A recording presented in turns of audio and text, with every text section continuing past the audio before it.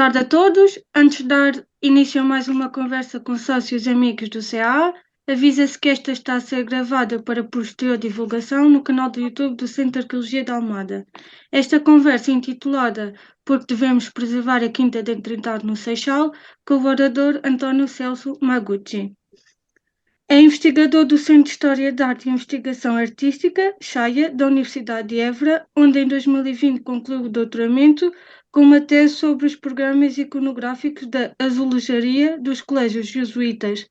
Desde os primeiros anos de residência em Portugal, colaborou em diversos projetos com o Centro de Arqueologia de Almada no estudo do património azulejado das quintas de recreio dos arredores de Lisboa, com estudos publicados sobre a Quinta da Piedade, em Vila Franca de Xira, e sobre a Quinta da Trindade, no Seixal. Entre os anos 2000 e 2011 foi técnico superior no Museu de Évora e mais recentemente colaborou com o Museu Nacional do Azulejo, nas exposições temáticas dedicada à presença da Chinois-série na cerâmica portuguesa e com a Fundação Calouste Gulbenkian no projeto de reedição da azulejaria em Portugal no século XVIII do historiador João Miguel dos Santos Simões. Agradecemos a vossa presença. Qualquer dúvida ou comentário poderão ser colocados no final da apresentação. Não é do Centro de Arqueologia da Almada, e lembrar um pouco que eu realmente tenho uma relação muito antiga com o Centro de Arqueologia da Almada. Foi uma experiência para mim muito importante na minha formação. Quando eu cheguei em Portugal, rapidamente acabei por entrar em contato com o Centro de Arqueologia da Almada, e isso me possibilitou fazer uma série de trabalhos na área da azulejaria que, por algumas circunstâncias, coincidiram também com esse tipo específico de propriedade, que são as quintas de recreio dos arredores de Lisboa. E isso acabou por determinar também esse compromisso, que foi sempre uma matriz do Centro de Arqueologia da Almada, com a preservação do património histórico. Conhecimento, divulgação, preservação, essas matrizes foram absolutamente determinantes na minha formação, e eu muito devo exatamente ao Centro de Arqueologia da Almada. Eu vou tentar fazer a comunicação. Ela ficou um bocadinho mais longa do que eu queria, porque eu acho que a gente tem que tentar depois criar um pouquinho mais ideal, fazer uma coisa um pouco mais informal. Mas eu vou fazer uma apresentação.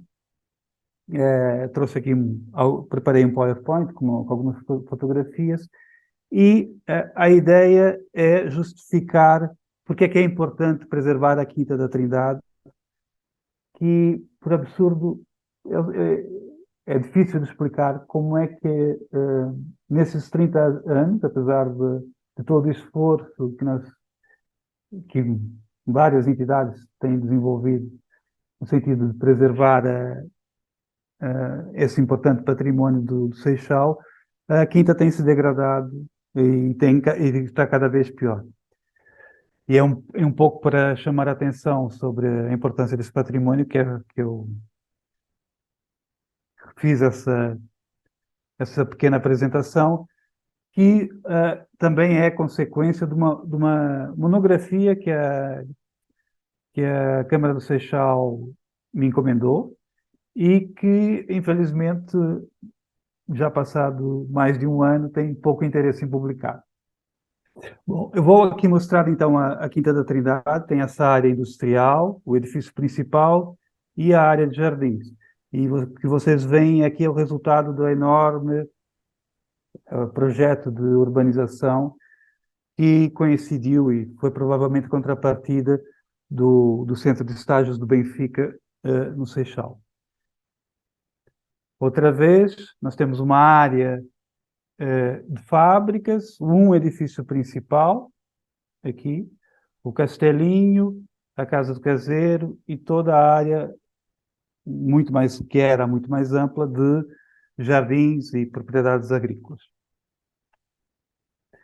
Vou fazer aqui uma pequena cronologia, só para enquadrar um pouquinho a Quinta da Trindade. Ela, como propriedade, está referenciada desde meados do século XV, com a presença de uma casa nobre, com torre, com um lagar, que foi mandada erguer pelo escudeiro Jacome Hans, que era sobrinho do Gonçalo Afonso, almoxarife do rei Dom Afonso V.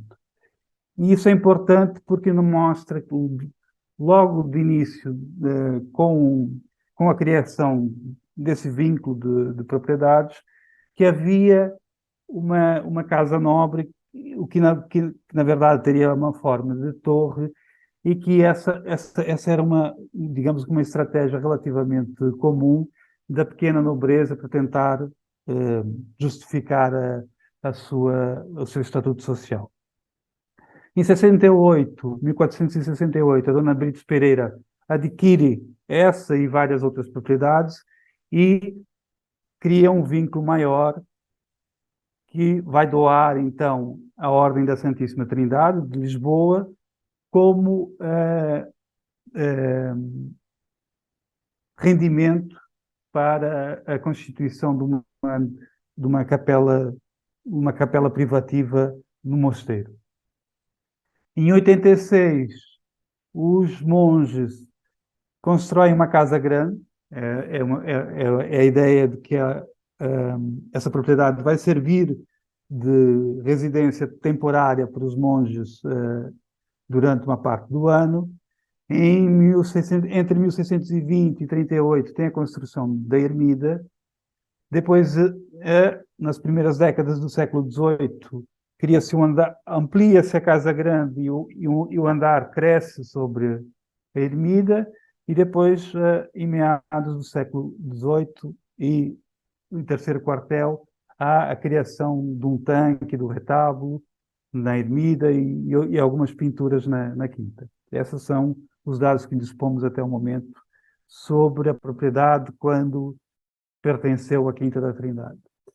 É importante dizer que, apesar de haver sempre uma exploração, uma atividade agrícola, no século XVII a plantação de pomares de citrinos e toda a área do Seixal produz laranjas e limões, e uma boa parte é para exportação. A quinta, ela funciona como uma espécie de residência de lazer para os frades. É essa a importância da quinta, que é semelhante a uma quinta de recreio nobre, só que aqui nesse caso é destinada aos membros da Ordem da Santíssima Trindade. Em 34, com a extinção das ordens religiosas, a quinta é vendida em asta pública, passa para as mãos do Joaquim Inácio de Lima, e depois, esse sim, um momento determinante da história da quinta, passa para as mãos do engenheiro João Burnet. E é o João Burnet que vai pedir ao arquiteto belga Jules Brunfaux que faça um projeto de reconstrução do edifício principal da quinta. Depois tem a parte fabril, não é? Em 1907 é vendida ao Manuel Martins Gomes Júnior, que é o conhecido rei do lixo, que propõe todo um desenvolvimento industrial e a construção daquela área que que apareceu à esquerda, que está muito degradada, mas que durante algum tempo fez a transformação de cortiço. Em 71 é classificada como um imóvel de interesse público, em 82 passa para as mãos da Câmara Municipal do Seixal, onde permanece até hoje, e é um dos núcleos do Ecomuseu do Seixal. Nós temos aqui a fotografia, na imagem, o edifício principal da Quinta, com a sua fachada virada para o pátio. No projeto, nós percebemos que essa área talvez, com essa arcada e essas pilastras e esse capitel tardogótico, será a área mais antiga remanescente da quinta. Todo o resto foi profundamente alterado nos séculos posteriores, como a gente vai poder ver. Aqui temos uma uma visão mais próxima do que seria o núcleo principal da Quinta em meados do século XV. Aqui a fachada posterior, e toda essa fachada foi reconstruída numa ampliação, segundo o projeto do arquiteto belga Jules Brunfort, em 1891. Esse é o documento de venda, já depois, em 1907, que vai passar para o Martins. Esse é um pequeno castelinho. Mais uma vez, a arquitetura é uma arquitetura que vai retomar valores anteriores, aqui um pequeno castelinho medieval, mas você já se nota uma certa geometria que é mesmo muito próxima dos anos 20, 30 e 40, e não consta do projeto do Jules Brunfort. É muito importante, e normalmente na articulação das histórias das quintas, os proprietários assumem um grande protagonismo. Algumas vezes esse protagonismo ou a articulação com a personalidade do proprietário é um pouquinho excessiva. Nesse caso, se justifica absolutamente, como nós vamos tentar demonstrar. O Ramalho Ortigão, um escritor contemporâneo de Eça de Queiroz, ele vai qualificar o João Burnet como o homem que desenhava máquinas, pintava aquarelas e montava fábricas. É uma frase dele discutindo esse homem que teve a sorte de ser retratado por Anders Zorn, que é um pintor sueco, jovem, que ainda no início passa por Lisboa e faz esse excelente retrato. O João Burnet está aqui com um traje elegante, não é? E aqui tem uma camélia branca na lapela, e é provavelmente uma referência ao abolicionismo brasileiro, que usava a camélia branca como um símbolo da luta pela emancipação dos escravos. Ele nasceu em Cabo Verde, mas era oriundo de uma família belga que tinha negócios em Cabo Verde, vai estudar para Paris, especializa-se em Química e Engenharia de Minas, casa-se com a Júlia Eugênia Dopias, que é filha do Pedro Eugênio Dopias, que tem uma fábrica têxtil ali em Alcântara, um projeto que até há pouco tempo ainda, os edifícios ainda estão lá, mas estão a correr o risco de serem totalmente destruídos. E junto da fábrica, o Pedro Eugênio Dopias tinha uma coleção de arte absolutamente esplendorosa, era a melhor coleção de arte de Portugal, e os estrangeiros que passavam por Lisboa iam visitá-lo. E é por isso que vários artistas plásticos passam e vêm e têm contato, e é esse contato que João Burnet também vai poder usufruir. Ele era sócio e primo do Henrique Burnet, que é simplesmente o homem mais rico de Portugal na época. As fortunas portuguesas normalmente não se comparam com as da Inglaterra e da França, mas no caso parece que o Henrique Burnet tinha realmente uma fortuna que era compatível não com os principais, mas com a mediania. Era realmente um homem muito rico em Portugal. E ele vai dirigir a empresa industrial portuguesa, que é uma siderúrgica, que especializa-se em fazer grandes estruturas de cobertura, principalmente. É a época da arquitetura do ferro. Essa é uma reunião de operários no cais da empresa em Alcântara, nos princípios do século XX. Ela começa logo com 200 operários, mas no seu apogeu atinge cerca de 400 e é absolutamente a mais importante siderúrgica portuguesa dos princípios do século XX. Nós temos esse pavilhão que faz parte de um pavilhão que foi montado numa exposição na Avenida da Liberdade. Essa fachada do pavilhão ainda existe,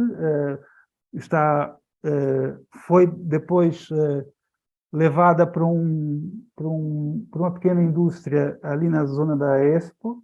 Está completamente degradada, mas ainda é possível recuperá-la. Foi na empresa do João Burnet que se construiu toda essa estrutura da Exposição Agrícola de Lisboa, na Tapada da Ajuda, que ainda existe, e também a cobertura da Associação Comercial do Porto, essa cobertura em ferro. Segundo Ramalho Ortigão, o engenheiro Burnet transformou-se numa figura tutelar da formação de Eça de Queiroz. Eu vou aqui ler esse pequeno trecho. Dissolvido o cenáculo, Queiroz aliou-se ao grupo do nosso amigo, o engenheiro João Burnet, o qual vivia paredes meias comigo. Burnet era uma personalidade acentuadíssima, profundamente marcada. Tinha um ódio instintivo, intransigente, fidalgal a tudo quanto era transcendente e metafísico. Os seus escritores prediletos eram o americano Emerson, o historiador Buckley e Proudhon. Não bebia nem fumava, desenhava máquinas, pintava aguarelas e montava fábricas. Possuía uma grande massa enorme de fatos e de noções práticas, de dados técnicos. Conhecia todas as indústrias, todas as fabricações, todos os processos e todos os instrumentos industriais da atividade moderna. Queiroz respeitava-o como um mestre. Burnet tinha-o adoptado, aconselhava-o muito. Demonstrava-lhe que ele nunca seria um artista positivo sem uma sólida educação prática. Obviamente que nós temos que tomar esse apanágio do João Burnet com um pouquinho porque tanto o Ramalho Ortigão como Queiroz tinham uma consciência muito fina sobre a necessidade de não só avaliar a importância da obra do Eça de Queiroz, como de criar todo um historial à volta do Eça de Queiroz. E é isso que o João Burnet está a funcionar aqui como uma espécie de figura de justificação de um certo positivismo, de um certo modernismo, e não era muito fácil associar ao Queiroz, e é a figura do João Burnet, que certamente os conhecia, ele realmente vivia próximo do Ramalho Ortigão. Uma das filhas do Ramalho Ortigão era casada com um dos primos do João Burnet, por isso essa articulação é absolutamente verdadeira, e digamos que o João Burnet fica assim, então, como uma espécie de um avatar de um industrial bem formado, intelectualmente bem formado, e com um sentido também artístico relevante. Com alguma surpresa, nós temos um arquiteto belga que vem a Lisboa, provavelmente início de carreira, tentando conseguir aqui novos trabalhos. Ele estuda na famosa Escola de Paris de Beaux-Arts e, obviamente, que os seus projetos vão refletir um gosto revivalista, neoclássico, que caracteriza essa escola. Ele depois vai desenvolver uma carreira muito frutuosa em Bruxelas e ainda vai ter tempo de trabalhar com alguns projetos Art Nouveau em Bruxelas. Mas aqui o projeto, e isso é que é interessante, o projeto tem algumas características muito específicas. Essa é a residência do Brunfaux em Bruxelas.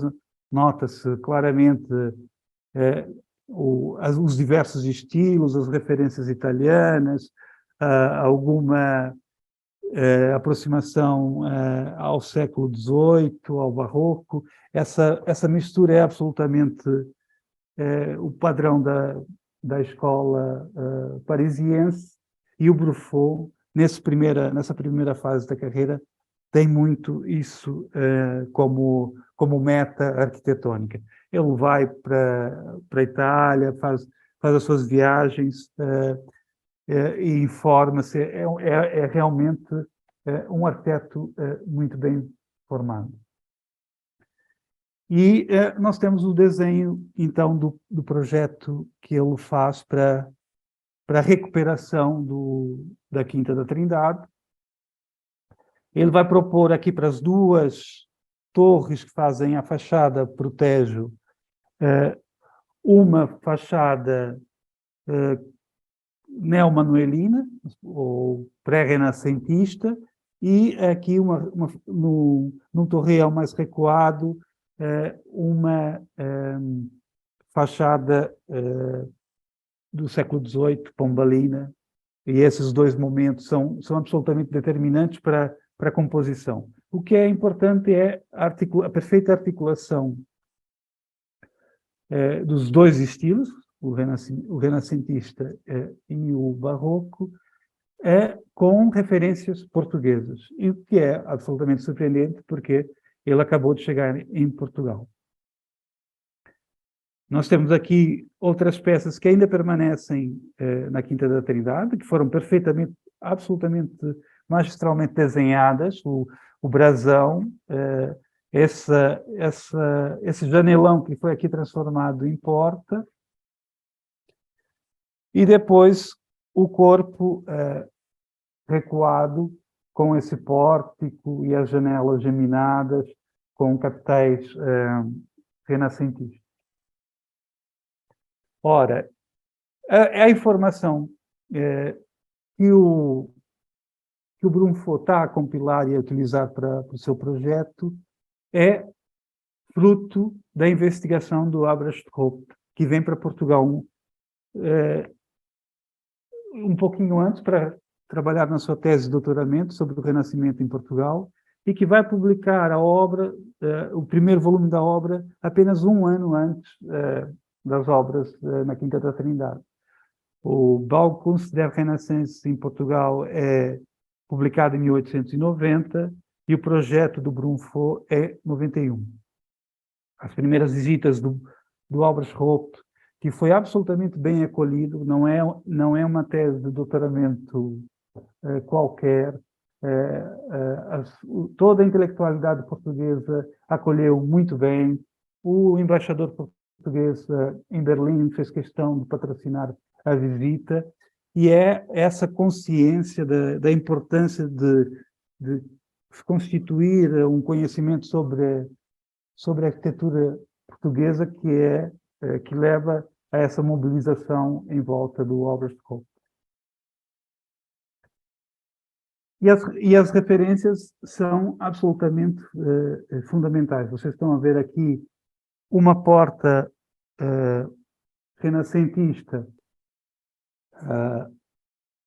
do alpendre da Quinta da Trindade. Aqui vem melhor. E essa porta vem de uma casa em Alfama, que foi desenhada pelo Abrastrope. Ela não é um monumento de referência, não era conhecido, só pode ter sido conhecida através da obra do Abrastrope, que desenha em 1888 e imediatamente é adquirida e vai servir como modelo para o desenho das outras portas da Quinta da Trindade. Então nós temos numa mesma conexão, um estudioso, um colecionador e um arquiteto, em que nós podemos ver perfeitamente a relação de trabalho entre essas três personalidades. Mesmo os capitéis da Quinta da Trindade foram trazidos dos desenhos do Abrastrope. Esse é um capitel que é uma imitação do Palácio de Sintra.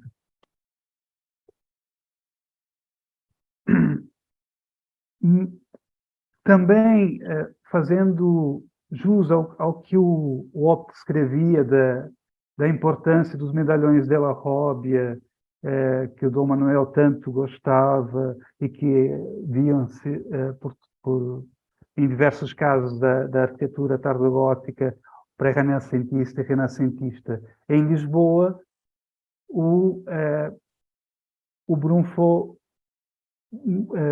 coloca esses dois medalhões della Roda na fachada que infelizmente, nunca chegaram a ser colocados. São peças absolutamente incríveis, são obras de coleção por toda a Europa, e havia na coleção do sogro do Burnet, o Visconde d'Opiat, dois medalhões de La Robbia que perderam o rastro.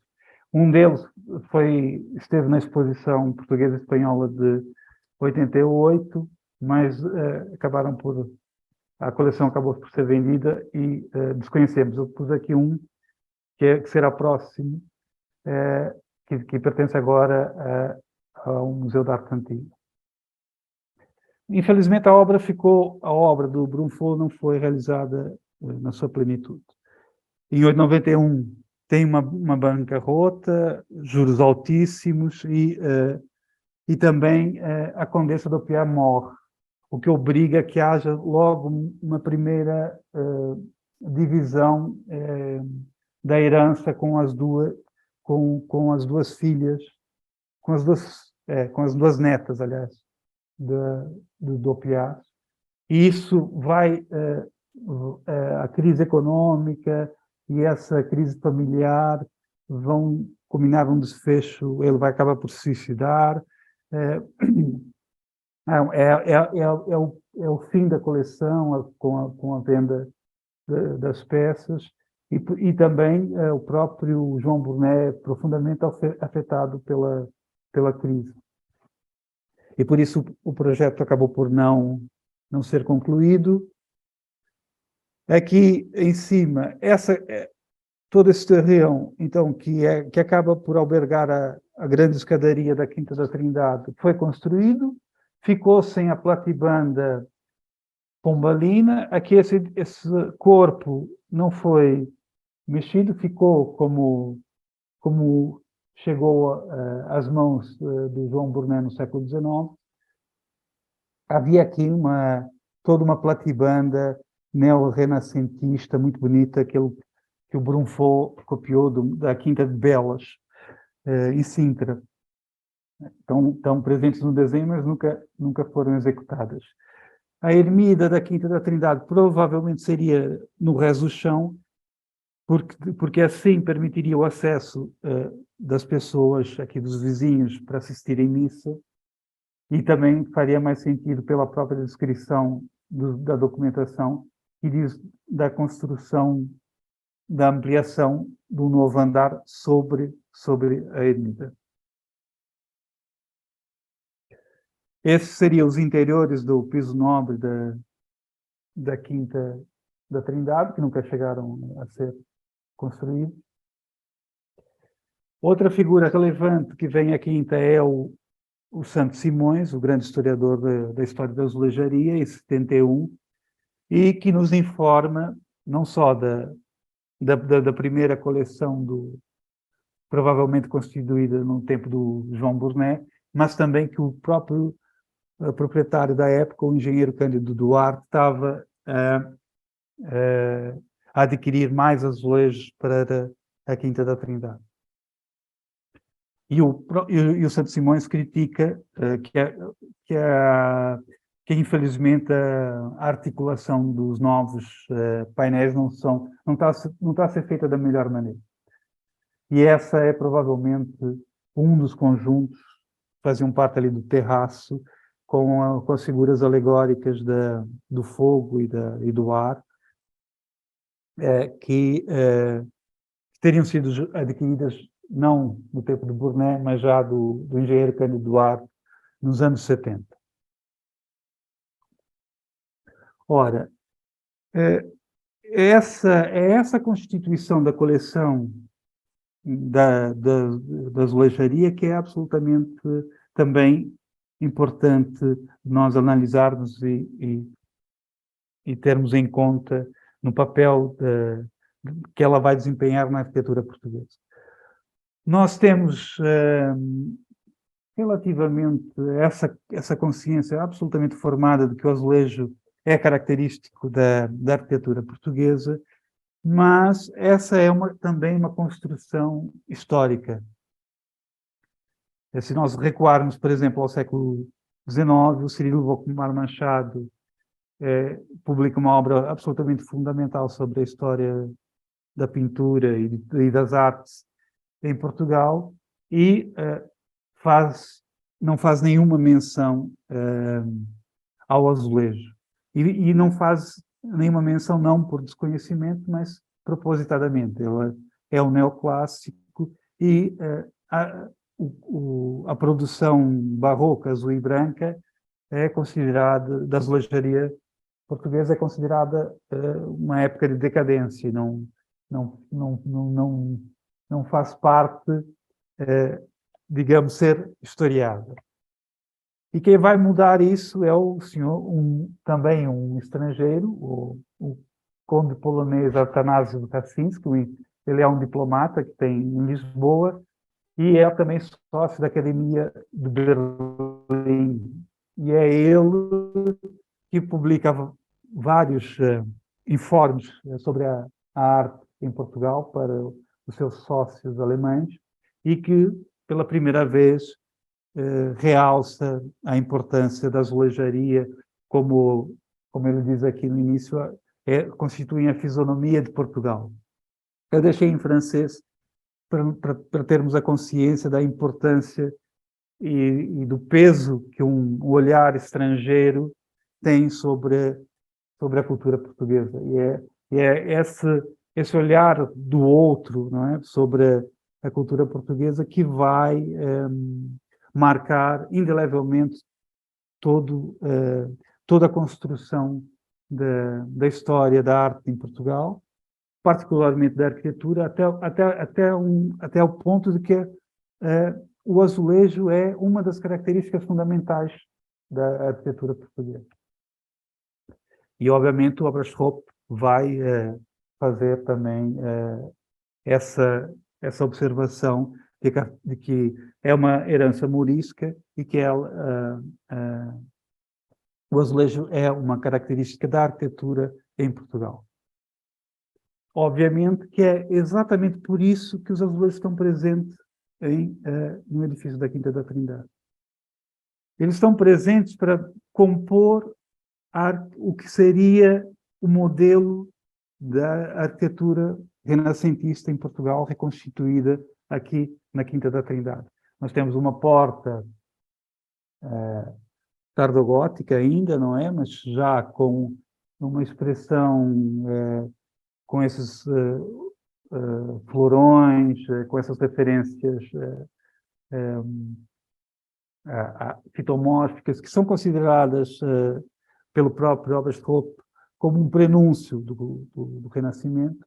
Esses capitéis tardogóticos também podem ser encaixados nessa vertente, e nós temos aqui a azulejaria sevilhana perfeitamente, com uma nova, não teriam essa articulação com essas faixas brancas, não seria de rigor assim, mas estão a compor um conjunto.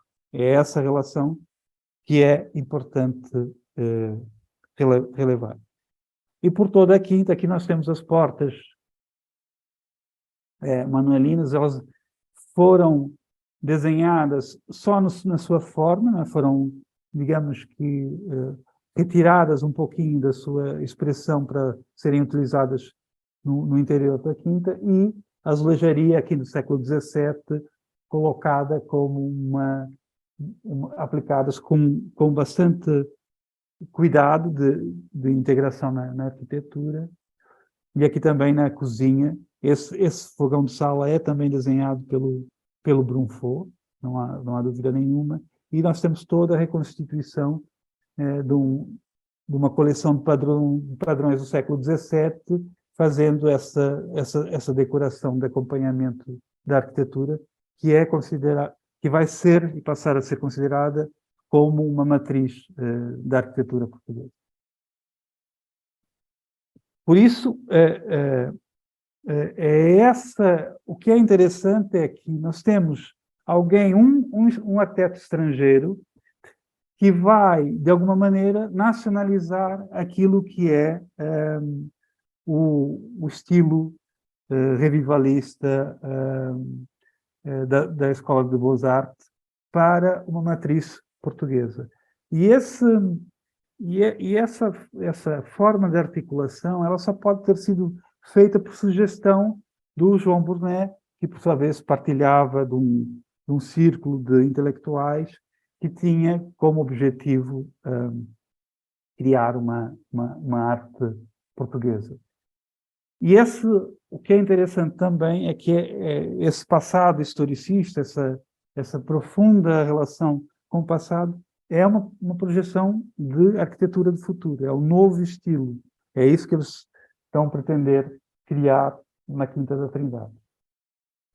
E como é uma arquitetura construída a partir de modelos, de peças, ela mantém, digamos, um substrato muito mais rigoroso do que outras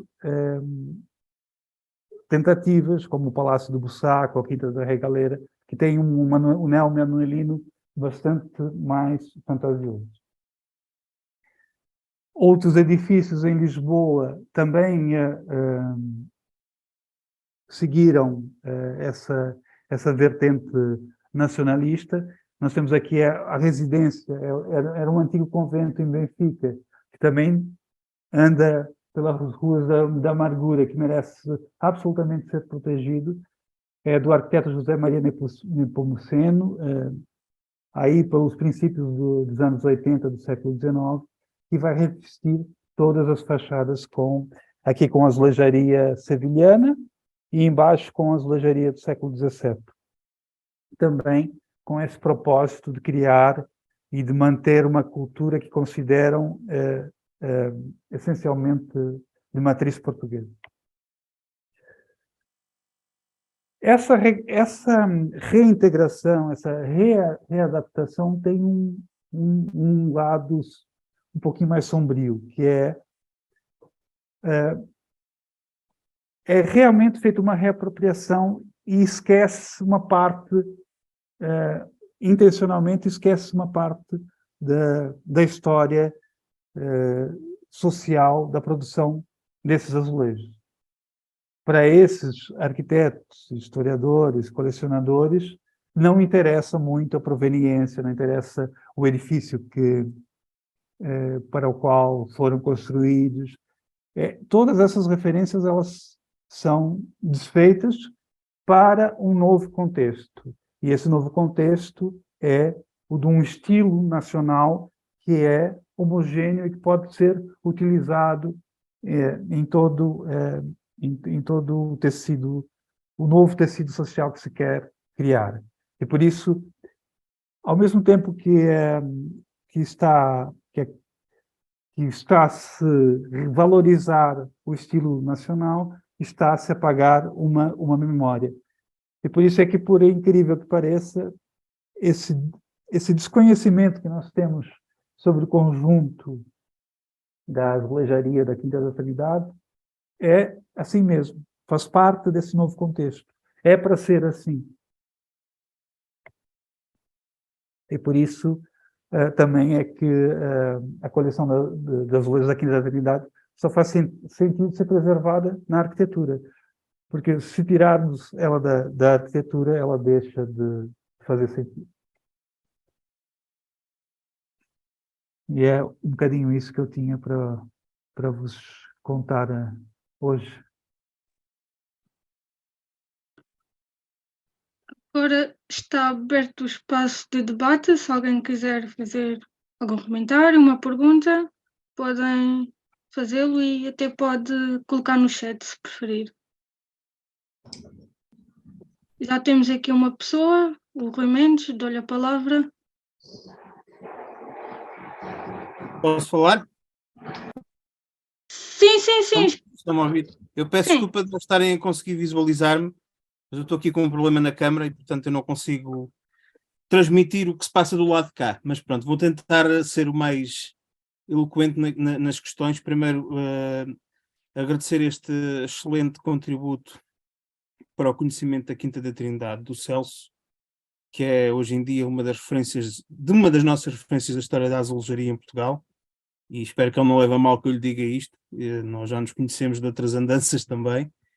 E de facto eu admiro muito o trabalho dele, que ele tem feito nos últimos anos, começando também pelo trabalho que fez em relação à Quinta da Piedade.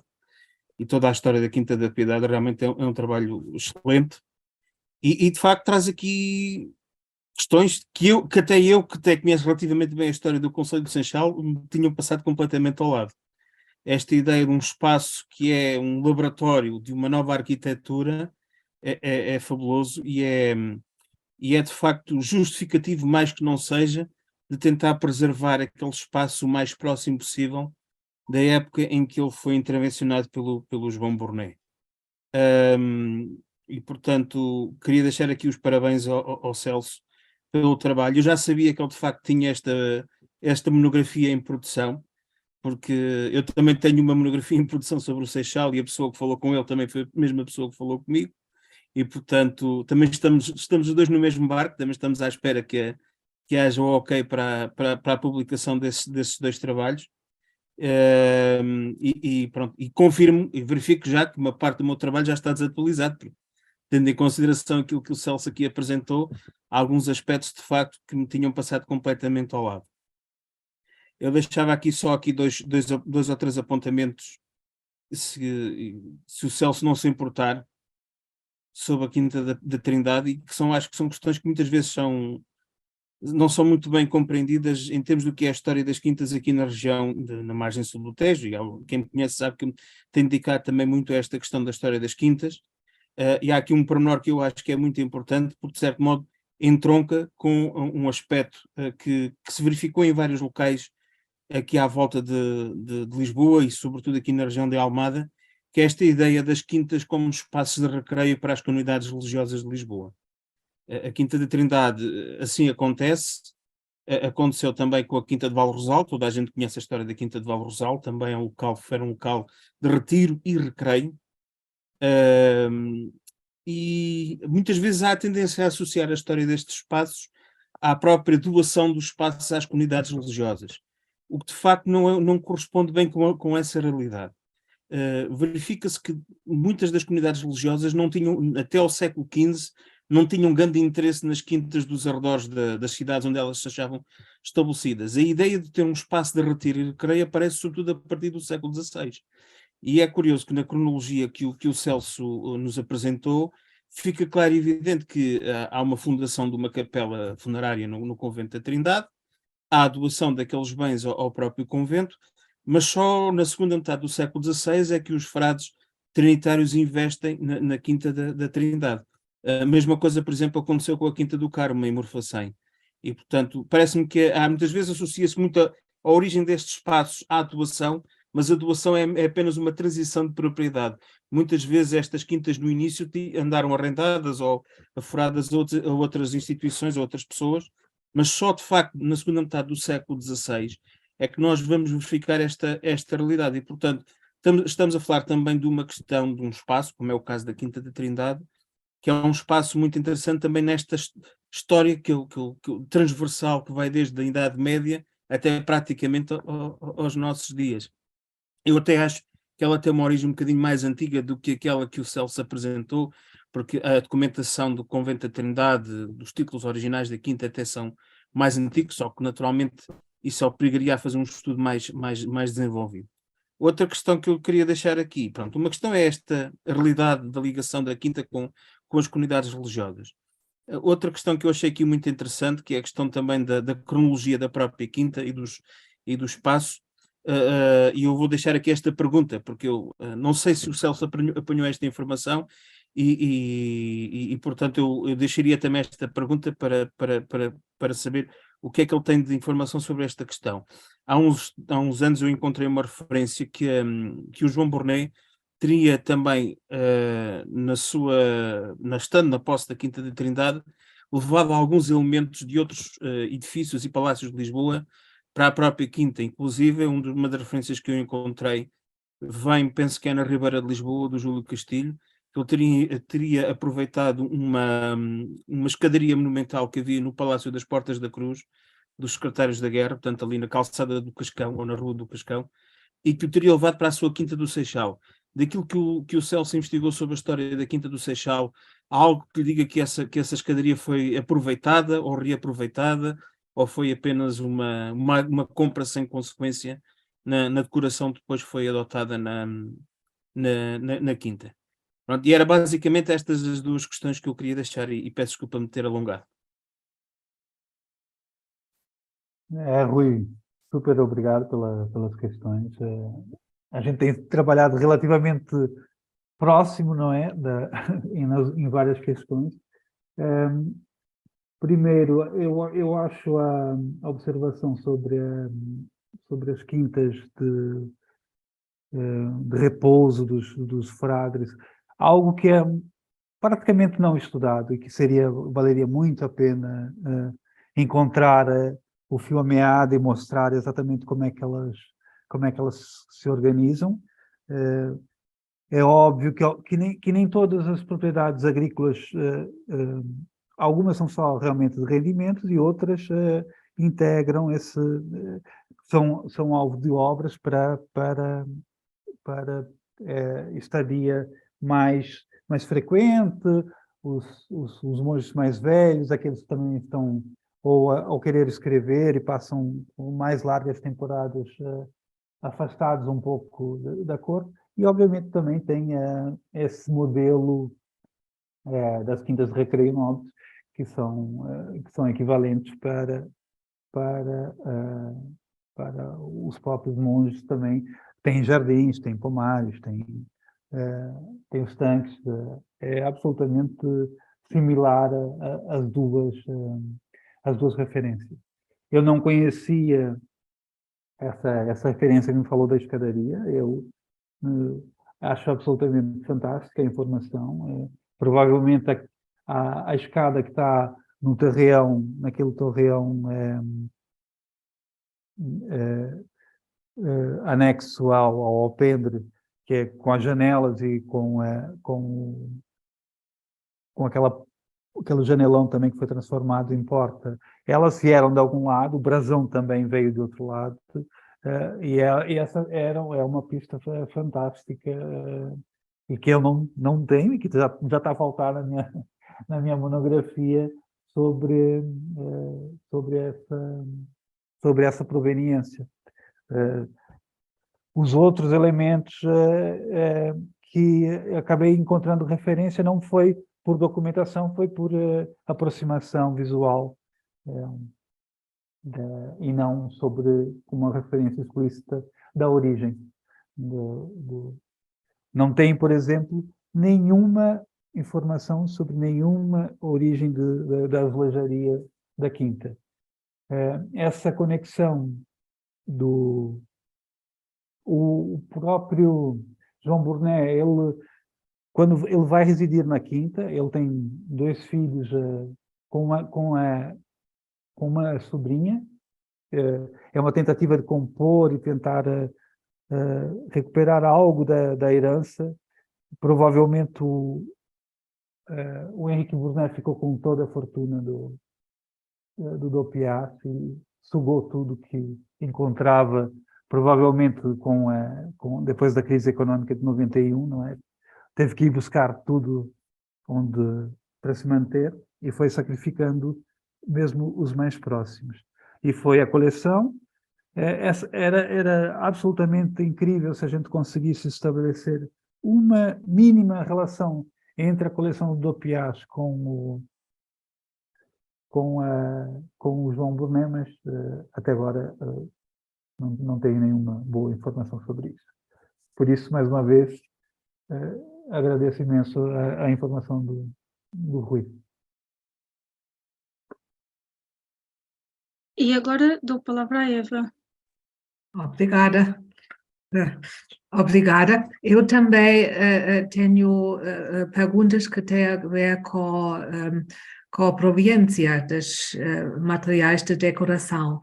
E já percebemos que não se sabe de onde vêm as coisas, mas eu gostaria de esclarecer, me parece, para o que foi dito, que nada da decoração da Quinta da Trindade, nem as portas, as coisas em pedra, as esculturas em pedra, etc., nem os azulejos foram feitos para a Quinta, mas foram trazidos de outros sítios. Isto é uma questão que tenho. E depois, podes tu também falar um pouco mais sobre os azulejos de Quinta, porque o que ouvi, o que li, é que a Quinta é quase um monstruário da história da azulejaria em Portugal. Tem lá azulejos de vários séculos diferentes, e se percebe bem, nenhuma destas coisas foi aplicado pela primeira vez lá na Quinta, mas veio de outros sítios. E também gostaria de saber quando os azulejos e os outros materiais decorativos foram aplicados. E provavelmente, se foi ainda no século XIX, só podem vir dos conventos, não? Dos antigos conventos. Se foram trazidos mais tarde, já no século XIX, podem também vir de palácios, não? E como explicou também, que estes materiais antigos foram usados para uma nova ideia da arquitetura e o que isto, a ideia-chave, não? Que é muito interessante. E mas estas pessoas que compraram ou encontraram estas coisas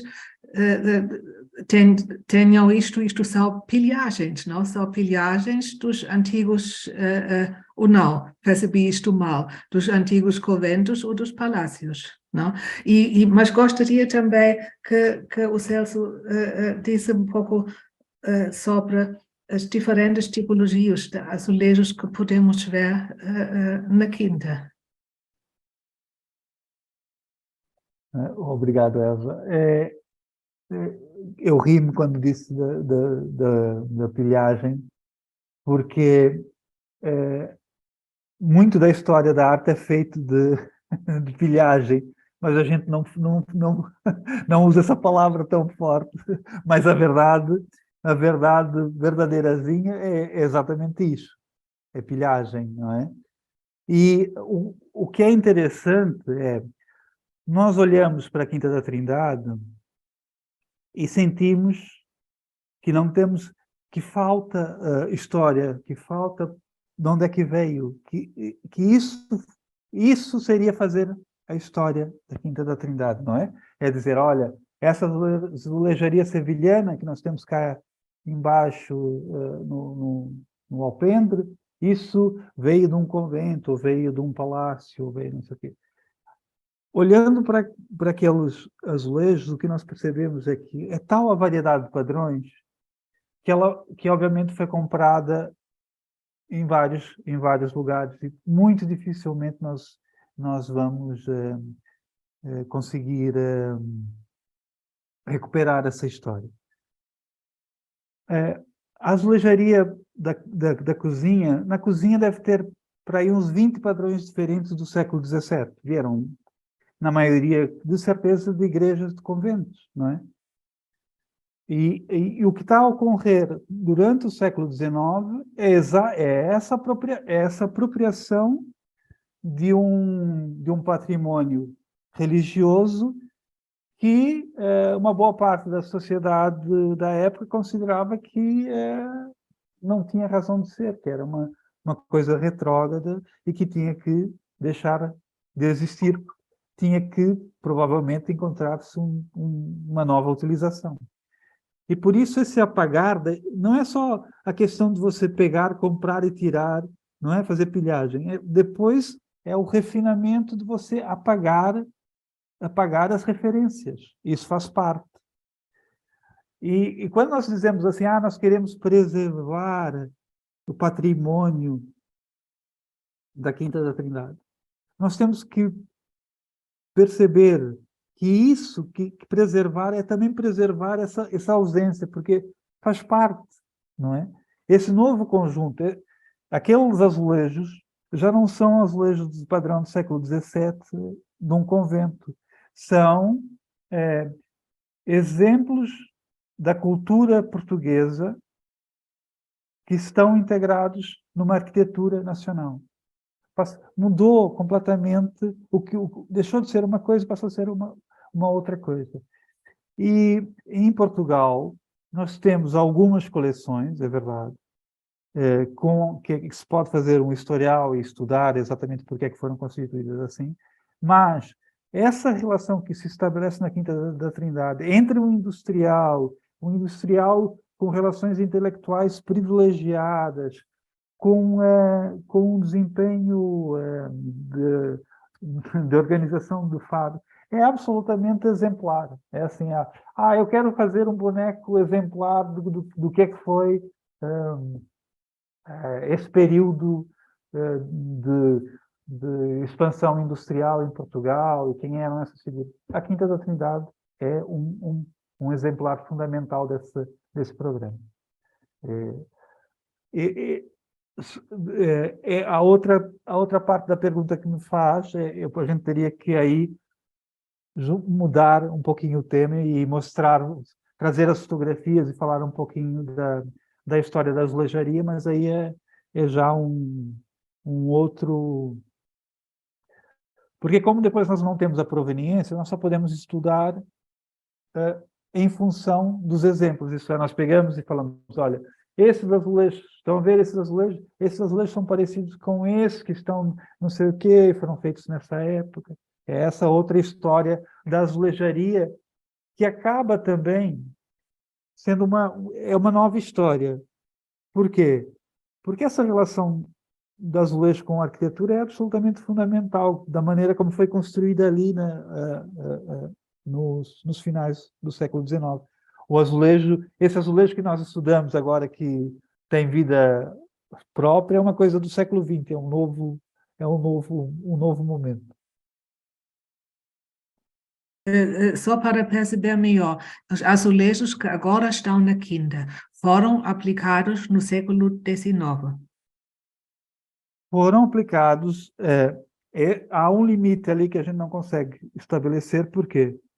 Nós sabemos que houve dois momentos importantes.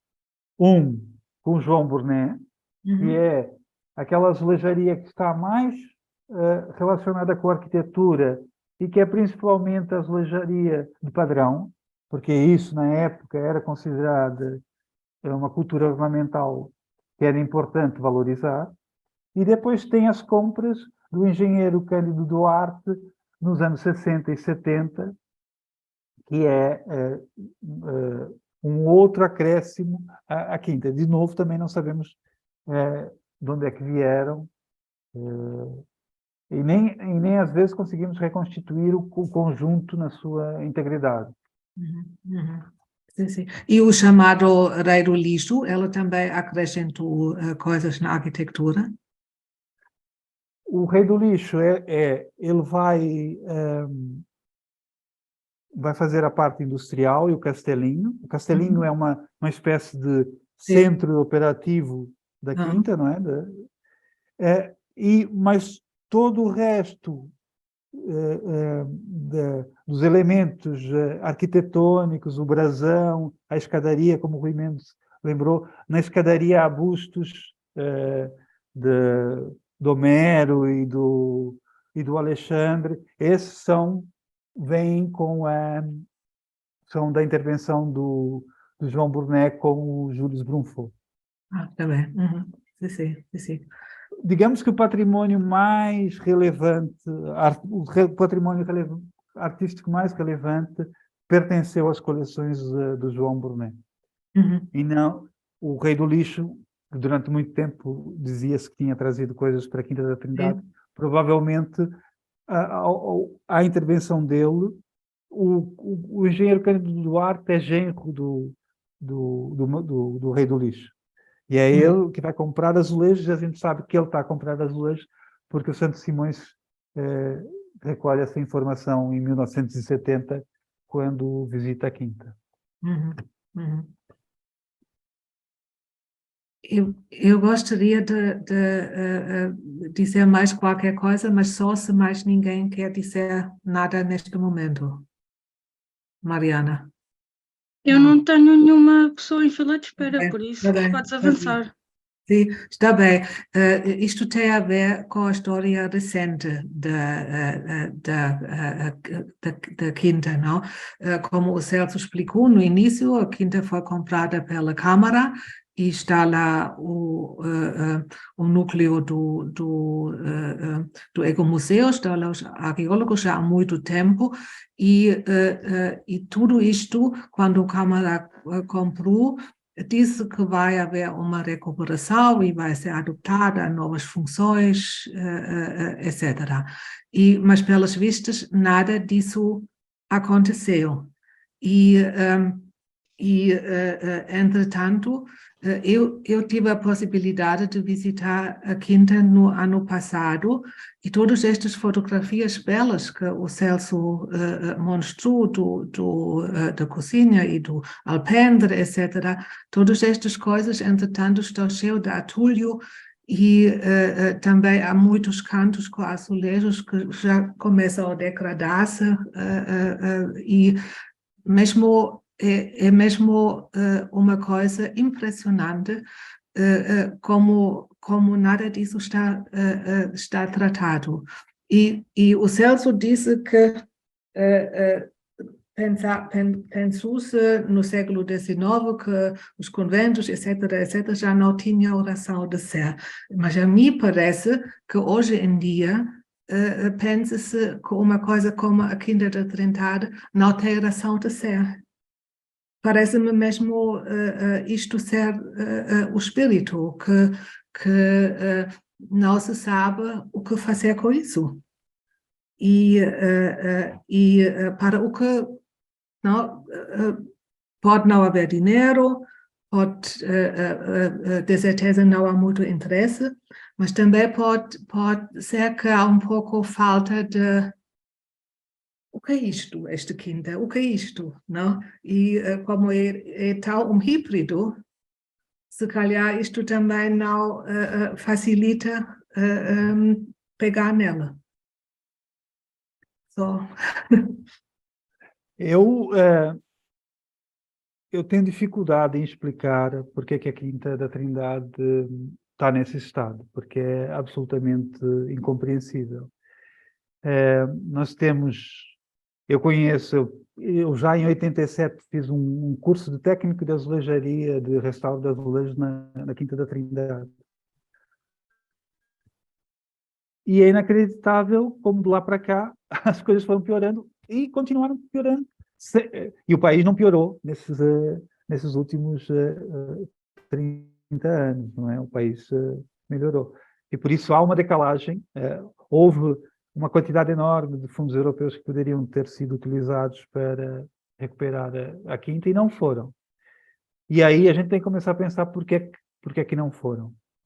Não é? Porquê é que não foram? Porque é que mesmo a solução que foi absurda de urbanização naquela escala, com a introdução péssima do centro de estágios do Benfica numa área sensível da paisagem, ainda assim poderia resultar de contrapartida e deveria, em qualquer lugar do mundo, deveria resultar em contrapartida da recuperação do edifício da Quinta da Trindade. Parece-me absolutamente normal que assim fosse. Como é que a urbanização luxuosa vai conviver com com uma área degradada daquela dimensão. E, obviamente, mais uma vez, o mundo do futebol suga tudo, não é?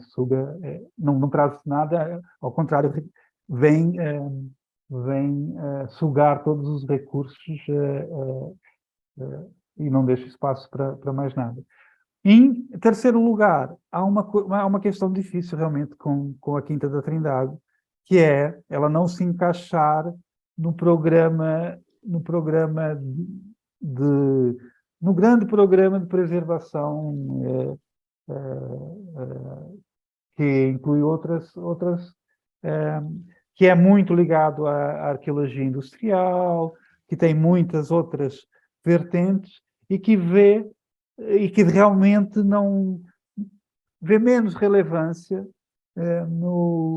nesse tipo de projetos que, na verdade, recuperam ou a história religiosa, não é? Se imagina, há um grande substrato de uma quinta religiosa que para a Câmara do Seixal em Genebra não faz muito sentido enquanto memória, e também esse registro um pouco mais burguês, não é? De um chateau burguês, também não faz parte das primeiras prioridades da Quinta da Câmara do Seixal em preservar.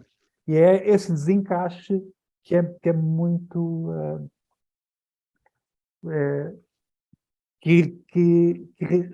todas essas variantes, não é, negativas, deram numa contínua degradação da Quinta da Trindade. Eu queria só acrescentar ainda mais um bocadinho, é que a importância de nós preservarmos algo que historicamente tem uma outra formação que não está de acordo com o que nós pensamos que deve ser uma intervenção de restauro do monumento, não é nada disso já faz mais sentido, é exatamente porque ela guarda essas matrizes históricas e que mostra que a história não é feita sobre fatos absolutamente assumidos, mas que é uma construção, né? É essa construção que foi feita na Quinta da Trindade que é absolutamente interessante preservar. É uma construção modelar, construída numa determinada época, segundo um princípio. E essa coisa que não dissolve que é interessante de preservar. É um projeto muito, muito relevante da história da arquitetura portuguesa. E agora dou a palavra ao Jorge Raposo, que levantou a mão. Epá, não consigo. Olá, boa tarde. Não sei se já me estão a ouvir. Sim, Já? conseguimos ouvir. Ok. Bom, em primeiro lugar, é sempre um prazer ouvir o Celso e eu dou-lhe mais já os parabéns por esta intervenção. Infelizmente não a apanhei desde o princípio, mas a parte acho que ouvi o substancial e é sempre um prazer ouvi-lo e neste caso, embora eu já conhecesse muita informação sobre a Quinta da Trindade, consegui aprender muita coisa hoje com este pequeno resumo que ele aqui fez e que espero que seja, digamos, desenvolvido e consolidado na monografia que finalmente a Câmara de Seixal meta cá fora, não é? que resolva imprimi-la, assim como ouvi agora com muito prazer que o Rui Mendes também estará a fazer uma outra, sobre uma outra quinta, que presumo que seja a Quinta da Fidalga, e são dois tipos de trabalhos que era perfeitamente importante que conhecessem o seu fim, não é? E que fossem postos à disposição do público. A Quinta da Trindade, de facto, para mim, diz muito porque, como a Eva já referiu, nela se instalou um dos núcleos do Museu Municipal de Seixal e eu trabalhei nesse núcleo durante vários anos, até há relativamente pouco tempo, e portanto convivi com esta quinta, com a história da quinta, com as indecisões e com as indefinições a propósito da quinta durante estes anos todos. E em relação àquilo que se perguntou sobre o que é que justifica que um imóvel com esta importância esteja no estado em que está, eu só tenho uma resposta: por desinteresse municipal, pura e simplesmente, nada mais, não é? A Câmara sabe há muito tempo a importância e o valor daquilo que ali está, simplesmente decidiu nada fazer. E não fez nada, não porque aquilo não se encaixe muito no programa museológico do Seixal. Desse ponto de vista, eu acho que tenho de discordar um bocadinho com esta última, digamos, enquadramento que o Celso deu. Portanto, o Museu de Seixal, embora tenha de facto um peso muito grande na intervenção na arqueologia industrial, porque o património que gera o conduz nesse sentido, desde os primeiros projetos de estruturação do museu, ainda com o António Navais, logo nos anos 80, princípio dos anos 90, mas depois também com a Graça Filipe, que dirigiu o museu durante quase 20 anos, estava constantemente nas prioridades que foram apresentadas à administração municipal. Isto não na lógica que hoje se poderia construir com base na informação que agora temos, mas um pouco sabendo que todas estas quintas agrícolas desempenharam um papel muito relevante na história do próprio Seixal, na história de toda esta região. E a ideia original sempre foi centrar na Quinta da Trindade o exemplo histórico do que foram estas quintas de natureza agrícola e a importância que, não apenas esta em particular, mas este tipo de estruturas económicas tiveram na história e no passado do município. E isso era uma linha de intervenção importante do museu. Chegou a haver estudos prévios de recuperação da quinta, chegou a haver esboços de programas museológicos para a melhor forma de traduzir isto naquele caso concreto, e depois nunca se concretizaram porque nunca houve financiamento. Nunca este projeto foi considerado como uma prioridade pela Câmara Municipal de Seixal. Em alguns períodos compreende-se, porque a Câmara passou dificuldades muito grandes durante alguns anos, mas noutras alturas não. Noutras alturas foi simplesmente a inversão de prioridades. Por exemplo, investiu-se muito mais, deixando a Quinta da Trindade ao abandono, foi-se investir na Quinta da Fidalga, por toda a importância que a Quinta Fidalga certamente tem, foi-se investir num projeto milionário de Cisa Vieira para instalar na Quinta da Fidalga, que não tem nada a ver com a Quinta propriamente dita, está ali como podia estar noutro sítio qualquer, foi apenas a ideia de trazer um arquiteto estrela para dizer que esse arquiteto estrela tem um projeto na Quinta da Trindade, no Concelho de Seixal, e no entanto, ainda hoje não se sabe bem para que é que aquele equipamento serve, tem estado relativamente desaproveitado, porque não há depois um programa, teoricamente aquilo serviria para um projeto de arte contemporânea, mas não há dinheiro para depois traduzir isso num projeto marcante que condiga com o espaço em geral e condiga com o projeto do Cisa Vieira, e a Quinta da Trindade ficou e continuou a ficar esquecida, não é? E naturalmente os anos passam e aquilo que era a degradação normal do imóvel vem-se acentuando e só não se acentua mais porque, de facto, o estar lá um dos núcleos do museu, estarem lá funcionários do museu que zelam pelo espaço, que pressionam para que sejam feitas pelo menos as pequenas reparações mínimas, fazem com que o edifício não esteja já todo no chão e alguns daqueles elementos importantes do ponto de vista arquitetónico não tenham sido já pilhados dali também pela segunda vez. Não é? Porque se eles foram pilhados para serem trazidos para ali, se não houver nenhum tipo de cuidado, eles serão pilhados outra vez para outro lugar qualquer e mais tarde ou mais cedo estarão num terceiro contexto de utilização diferente daquele e estará outra pessoa qualquer a falar da sua história. Não é? Portanto, quer dizer, eu para toda a gente que fica sensibilizada com o facto de aquele ser um património importante, eu acho que o passo seguinte seria colaborarem para pressionarem a Câmara Municipal de Seixal a tomar consciência da importância daquilo que ali está, porque já se falou, este interesse de transformar a Quinta num espaço museológico, mantendo aquilo que é o seu património integrado, é um projeto que existiu no princípio, mas que recentemente foi abandonado. Nós vemos as intervenções que o Executivo Municipal, nomeadamente o seu Presidente, tem feito nos últimos anos, é de alienar a Quinta da Trindade para o mercado privado. nomeadamente para a instalação de um projeto imobiliário turístico.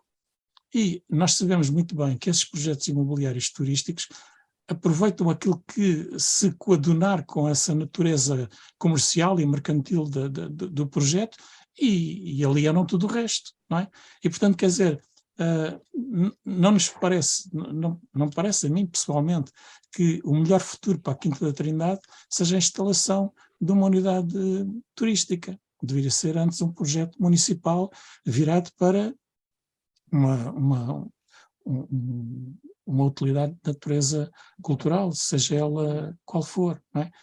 E isso é perigoso que a Câmara de Seixal tenha esse discurso e eu, que lá trabalhei, durante muitas vezes vi entrarem dirigentes municipais com potenciais investidores orientais, africanos, europeus, tudo à espera que haja alguém que resolva enterrar dinheiro na Quinta da Trindade, não para a preservar do ponto de vista cultural, como nós entendemos que seria útil, mas para a tornar num valor de mercado, num produto que possa ser rentabilizado e comercializado, independentemente das malfeitorias que esse tipo de solução possa vir a incorporar.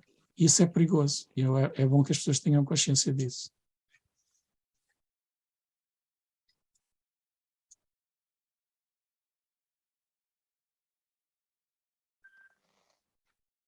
Só dizer um oi ao Jorge, não é? Prazer em vê-lo novamente. Obviamente que eu não quis, eu me expressei mal, não era criticar, obviamente, a ação do Ecomuseu, que eu sei que se a Quinta está ali de pé, muito se deve à resistência indómita dos funcionários do museu, mas é o grande leque das opções da Câmara que são absolutamente pouco credíveis, não é? E vivem muito de um mainstream um bocadinho estranho. Obviamente, o projeto da Quinta da Fidalga é um absurdo, porque deixou também o edifício da Quinta da Fidalga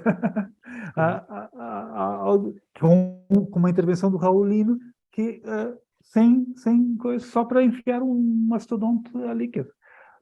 Sim, o projeto do Cisa Vieira é interessante, mas quer dizer, havia prioridades ali um bocadinho, não é? Mais importantes.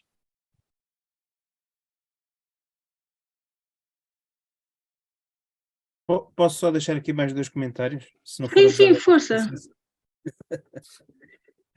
Um comentário é só para dizer ao Jorge que obrigado pelas palavras dele. Assim, o meu trabalho não tem a ver com a Quinta da Fidalga, embora já me tivessem contatado em tempos também para trabalhar a história da Quinta da Fidalga junto com o professor Manuel Lima, mas o meu trabalho tem a ver mesmo com o património religioso. Portanto, onde há o elemento do património religioso, desde as igrejas às capelas das quintas particulares, é o tema que eu tenho trabalhado mais e há de facto um projeto. Espero eu que nos próximos meses tenha o ok, mas pronto, pelo menos teve essa afirmação da parte do atual Presidente da Câmara e espero que isso aconteça também para o trabalho do Celso, que seria muito importante, sobretudo para, eu não gostaria muito de utilizar a expressão, mas tenho que o dizer, se calhar para abrir um bocado também a perspectiva das pessoas sobre o real potencial histórico e patrimonial da Quinta da Trindade, que talvez as pessoas ainda não se tenham apercebido. E eu não querendo monopolizar as questões que foram aqui lançadas, até porque eu, entretanto, também mandei alguns apontamentos para o Celso que podem ser úteis no futuro também como elementos adicionais, mas há aqui um elemento que eu acho que é muito curioso e faz um bocado a ponto com a Quinta da Fidalga. Durante muito tempo, a Quinta da Fidalga foi entendida, a meu ver, erradamente, porque baseada em informações que careciam de fontes históricas e credíveis, como um local muito associado à figura da família dos Gamas, do Vasco da Gama e do Paulo da Gama, e nós sabemos que essas são figuras importantes na história de Portugal. Chegou-se ao como dizer que em frente à Quinta da Fidalga é de onde tinham sido construídas algumas das naus da armada do Vasco da Gama. Ora, se querem encontrar um sítio mais próximo e mais ligado à história naval de Portugal e à construção naval, não precisam de encontrar o lado dentro da Baía do Seixal, basta olhar para o lado de fora. Temos o estabelecimento da Armada, portanto, do Cabo da Azinheira, temos do outro lado Val de Zebra, temos a Ribeira de Telha, e temos referências históricas à construção de naus, precisamente no sítio onde hoje está, portanto, toda aquela linha aquela linha de costa que vai desde o Cabo da Azinheira até à Ponta do Mato. Ora, se há local que é mais importante nesse aspecto em relação à história, é precisamente o sítio da Quinta de Trindade, até porque ela pertenceu ao almirante-mor da portuguesa, o Rui de Melo, que era um marido de Dona Brites, deu a quinta depois ao convento da Trindade. Até do ponto de vista anterior à própria presença da comunidade trinitária, há ali toda uma história medieval daquele espaço e daquele sítio que não é despiciente. Portanto, quando hoje nós olhamos, e este contributo do Celso é muito importante porque traz uma vertente que é totalmente desconhecida, mesmo para quem conhece bem a história do Seixal, há também a própria memória do sítio que não pode se perder irremediavelmente no meio daqueles prédios e centros de estágio. Há a ligação, por exemplo, aos Moinhos de Maré, também, que não está referida, mas no século XIX, a Quinta da Fidalga, a Quinta da Trindade, tinha uma ligação à própria Quinta dos Paulistas e aos Moinhos de Maré. Quer dizer, há toda uma história, até mesmo da própria arqueologia industrial ligada, ou proto-arqueologia industrial ligada aos próprios Moinhos de Maré, que está ali a cair aos bocados e à espera de alguém decidir fazer alguma coisa com aquele espaço. Eu acho que é um território que, infelizmente, tem sido objeto de cobiça e de interesse, mas pelos maus motivos. Podia ter sido mais bem aproveitado, até como disse o Celso, como contrapartida por alguns dos investimentos que têm lá sido feitos. Quer dizer, nós sabemos que o progresso é feito de compromissos, mas feito de compromissos significa que alguma coisa o património deveria ganhar com o progresso do território. E neste caso, não estamos a ver isso, e gostaria certamente que se fosse mais bem preservado, até como contrapartida e como memória de um espaço, senão o Seixal acaba por se tornar também mais um daqueles arredores feios de Lisboa, que há tantos na margem norte, e nós gostamos tanto da margem sul, não gostaríamos que não fosse mais um arredor feio da cidade de Lisboa. Era tudo o que eu tinha para dizer e obrigado. Se me permitem, queria só acrescentar uma pequenina coisa, é que, de facto, na Quinta da Trindade concentram-se não só estas reminiscências muito antigas, de que agora o Rui Mendes também trouxe mais uns apontamentos, mas para ir ao encontro daquilo que o Celso também disse, de que eventualmente se valorizariam mais as questões mais próximas de nós, contemporâneas, da área da arqueologia industrial.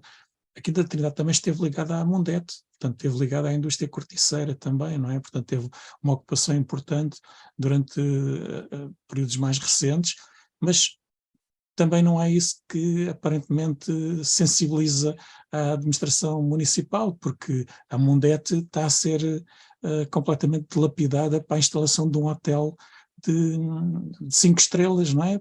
Que nem sequer é para a população local, seja os seixalenses, seja os daqui da zona, provavelmente é essencialmente para os muitos estrangeiros que agora se procuram atrair por todo lado, tal como a urbanização da Quinta da Trindade, que dilapidou os terrenos da Quinta, está em grande parte a ser ocupada por estrangeiros, não é?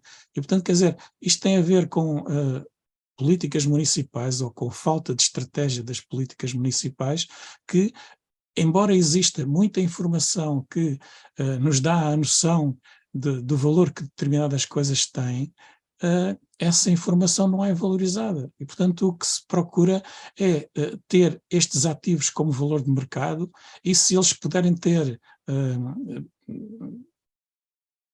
algum tipo de aproveitamento desse ponto de vista do mercado, eles são rentabilizados e são valorizados. Mas do ponto de vista histórico, e principalmente quando a ideia não é uma coisa que possa imediatamente ser visitada, gerar lucro do ponto de vista dos bilhetes que se paguem para visitar, quando é mais na perspectiva da construção de um discurso histórico, por muito rico que ele seja, desde a Idade Média até aos nossos dias, isso aparentemente não tem valor, porque só se vai para aquelas coisas mais imediatas, que possam ter tradução económica imediata, coisas que sejam importantes para mostrar que houve um percurso histórico que fez com que nós hoje sejamos aquilo que somos e com que o território hoje tenha estas características e esta transformação antrópica ao longo dos tempos, isso não é valorizado, infelizmente, e não é valorizado nesta autarquia. Já houve eventualmente outros períodos em que isto foi mais valorizado, com outros protagonistas também nas administrações municipais, mas nestes últimos anos está a ser completamente ignorado, e não sei quando é que esta abordagem alguma vez terá alguma inversão, no sentido que nós consideramos mais positivo, mas na altura em que isso vier a acontecer, boa parte destes sítios já desapareceram totalmente. Já foram pilhados, dilapidados, tal como os azulejos foram aqui há 100 ou 200 anos atrás.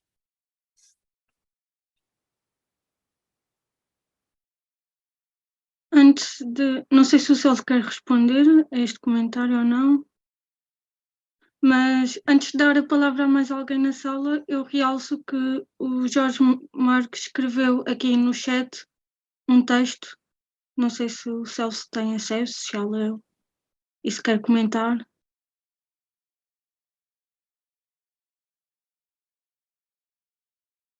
Não tem o som ativado. Eu vou ler então. Ok. Agradecia que tivesse cabimento no foco apresentado falarem sobre o enquadramento de todo o restante património natural, paisagista, hidrológico, dos ecossistemas ribeirinhos, arqueológico. Chega de sacrificarem as autarquias, elas são responsáveis, mas o que dizer dos diversos ministérios adjacentes, do mar e principalmente o Ministério da Cultura? Já pediram audiências ao ministro? Esses e a todos os outros anteriores já pediram audiências às comissões da Assembleia da República?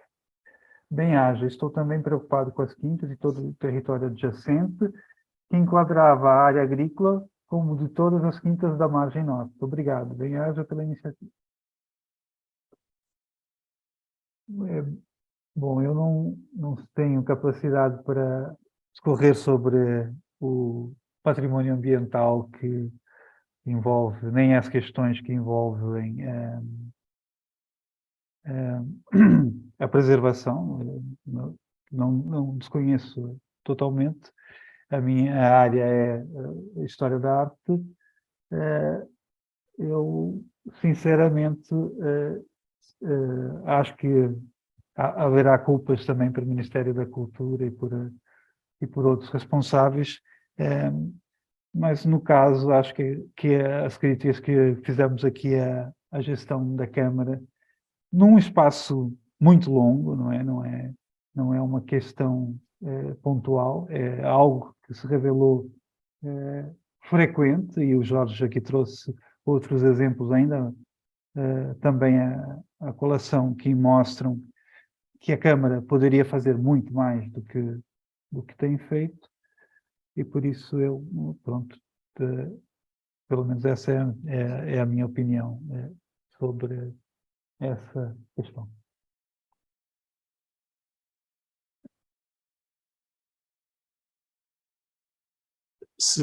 Não sei se posso fazer...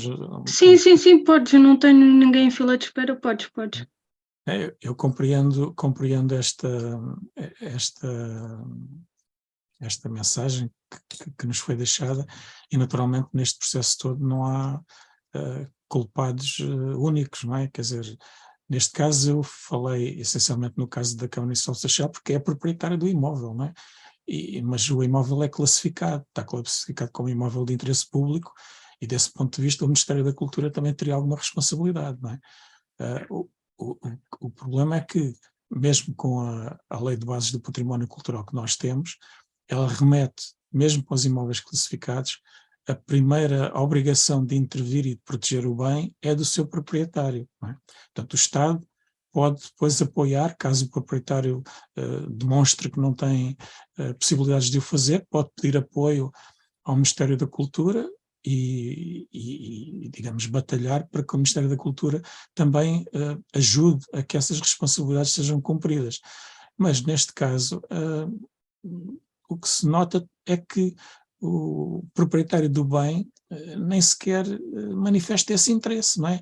Porque se a autarquia, ao longo destes anos todos, tivesse um projeto coerente para o espaço e depois batalhasse por ter apoios para concretizar esse projeto, era uma coisa. Mas como eu disse ainda há pouco, nestes últimos anos, pelo menos na última década, aquilo que são as posições públicas da Câmara é que tem a intenção de alienar o edifício para exploração privada, ou para venda privada, ou pelo menos para exploração privada. E podem ver todos os boletins municipais, participações naquelas feiras do turismo, etc. A Quinta da Trindade é sempre vendida, digamos, vendida oralmente, não é? Vendida como um futuro espaço de hotelaria, ligado ao alojamento e à hotelaria, não é? E este parece o objetivo da Câmara nestes últimos anos. E é isso que eu contesto claramente, não é? Porque antes disso não se falava nestes termos. Em períodos mais recuados, sempre havia a intenção de recuperar o imóvel com um fim cultural, integrado num museu, integrado num arquivo histórico, integrado em qualquer coisa do género que fosse um projeto que se coadunasse com a preservação e a valorização da riqueza arquitetónica que o imóvel tem. Quando se fala num projeto de natureza hoteleira, tenho muitas dúvidas que isso aconteça, não é? E, aliás, basta ver o que está a acontecer agora com a Mondete, onde está a ser construído um hotel, para se ver o que é que seria o futuro da Quinta da Trindade se uma solução desse género fosse ali aplicada. E, portanto, desse ponto de vista, eu acho que aqui não há volta a dar, que a responsabilidade principal da falta de investimento e de planeamento para o futuro daquele espaço é municipal. Agora, claro, o município, se quiser investir a sério na preservação do imóvel, pode procurar outros parceiros, e esses podem ser procurados quer na administração central, quer até eventualmente em privados, não é? Há muitos parceiros que eventualmente se poderiam associar àquilo. Agora é preciso ter uma ideia do que se quer para o imóvel e para a sua envolvente, não é? E isso é que parece-me que a ideia que neste momento se quer vender é uma ideia completamente errada. A conversa que tu fizeste hoje, é isto o conteúdo também da tua monografia, que vai ser, ou deve ser publicado pela Câmara do Seixal, ou é isto uma coisa que tu vais publicar num outro contexto ou artigo? Esta ideia do que isto é uma arquitetura, um modelo de arquitetura do século XIX. Eu fiz, obviamente, com todo o gosto para a Câmara do Seixal publicar como monografia, e era o ideal, não é? Como o próprio serviço público da Câmara ter em primeira mão uma monografia com informações sobre o seu próprio património. Se continuar a demorar a publicação, a gente pode continuar a tentar divulgar por todas as maneiras, não é? Eu achei esse convite uma ótima chance de voltar a tocar no assunto. Nós temos que nos mobilizar, porque não só é importante que a monografia saia, como se pressiona a Câmara para tomar providências urgentes, não é? Porque a maneira como os tetos estão a cair, como é possível entrar na Quinta da Trindade com a maior facilidade, não augura nada de bom para o futuro do edifício. E realmente, não só é preciso um projeto coerente a longo prazo, como é preciso uma intervenção de cuidado bastante urgente.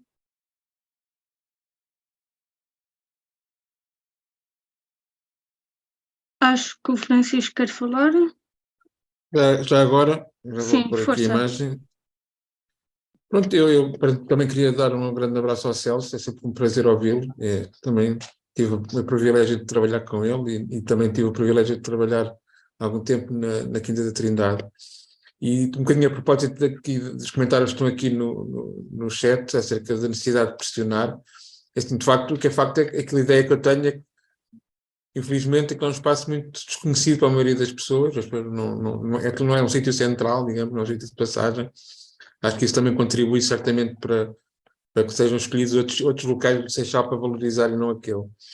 Mas, de facto, queria só, no fundo, aqui também deixar aqui os parabéns à Eva e à Mariana, que promoveram tiveram a iniciativa de promover esta conversa, porque, de facto, é a única coisa que a gente não conseguimos, eu, pelo menos não tenho noção que existe aqui da parte da sociedade civil, uma grande capacidade de se mobilizar e de se manifestar junto dos poderes instituídos sobre esta necessidade de preservação deste património tão importante.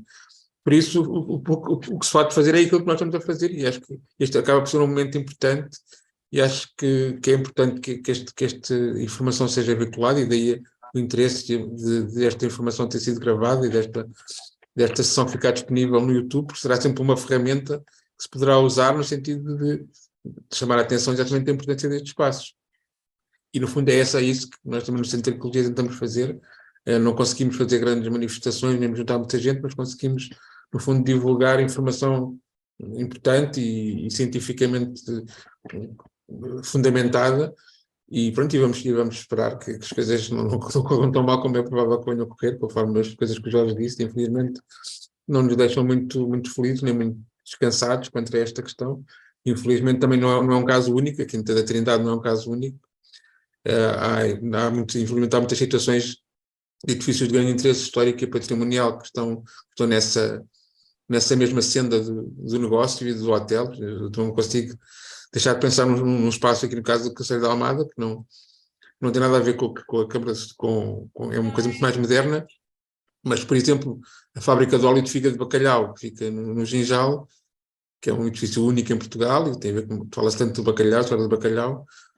A fábrica de óleo de fígado de bacalhau também está previsto ser transformada num hotel, e aí nem classificada está, nem sequer tem essa proteção. E também ninguém quer saber disso, porque agora, tirando 3 ou 4 pessoas que falam no assunto, é uma coisa que está completamente desviada das preocupações e dos interesses, nomeadamente do município, que mais uma vez quer rentabilizar um bocadinho a mesma semelhança do Seixal, embora ali não seja uma propriedade da Câmara. Portanto, é a ideia de trazer mais turistas, mais investimento para o Conselho de Almada, e no caso do Seixal, que tem inclusive o epíteto de ser a Vila Hotel, não é? Claro, portanto, há todo um programa, toda uma ideia, todo um plano de rentabilização do património com base no que é a exploração turística, e todo não é aquela que nós achamos que é melhor, nem é o caminho a seguir, mas pronto, vai ser muito difícil vai ser muito difícil lutar contra esta corrente, porque há uma parte das pessoas, uma parte da população da sociedade civil está preocupada com outros assuntos que não propriamente este, mas isto é só um bocadinho também um desabafo. E pronto, e acima de tudo, acho que do pouco que se faz este tipo de ações, este tipo de iniciativas, de fazer conversas, acaba por ser um grão de areia, mas pronto, grão a grão, vamos lá chegar. E obrigado, e depois, mais uma vez, agradecer ao Celso, e pronto, e cá estaremos para publicar, caso a Câmara de Seixal não queira, podemos sempre encontrar uma maneira de publicar o trabalho, porque já temos feito noutros casos, com outras coisas, e não há de ser a primeira vez que o Centro de Ecologia consegue passar à frente, no fundo, das instituições que têm obrigações, e fazermos nós, por nossas contas, essa função. Portanto, mas mais do que publicar e divulgar, acho que pouco mais conseguimos fazer. Portanto, não temos aqui não conseguimos criar manifestações, nem contratar advogados, enfim, que também é uma via, mas que infelizmente não é nossa, não temos tido essa capacidade até agora. E obrigado mais uma vez.